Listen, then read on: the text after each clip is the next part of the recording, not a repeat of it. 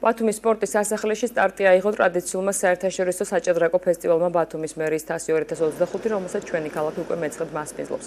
ფეჯიბრებაში 28 ქვეყნის 600-ზე მეტი მოჭადრაკე მონაწილეობს, მათ შორის ყველა ასაკის საერთაშორისო კლასის დიდოსტატები და ოსტატები.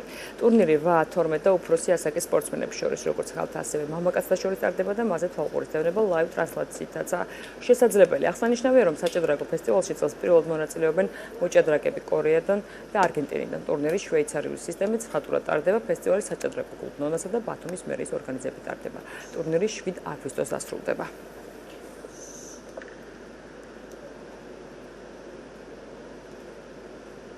სასიხარულო აგრეთვე რა ტურნირი ბევრად წარმომადგენლობითია, მივიღეთ საერთაშორისო სტატუსი, ნორმიანი ტურნირის საერთაშორისო სტატუსი, რაც ნიშნავს იმას, რომ იდეალური პირობებია შექმნილი ყველა მოჭადრაკისთვის ტურნირში, ვინც მაძიებელია ფიდეს საერთაშორისო ნორმების, როგორც საერთაშორისო დიდოსტატობის, ასევე საერთაშორისო ოსტატობის. შეიძლება თამამად ითქვას, რომ დღეს მთელი სამყაროს ყურადღება, საჭადრაკო ყურადღება ბათუმისკენ არის მოპყრობილი, არის ლაივ ტრანსლირება, პარტიებს უყურებს ბევრი წარმომადგენელი სხვადასხვა ქვეყნიდან და აქვს საშუალება ყველა გულშემატკივარს ადევნოს თვალყური დიდოსტატების და საერთაშორისო ოსტატების პაექრობას.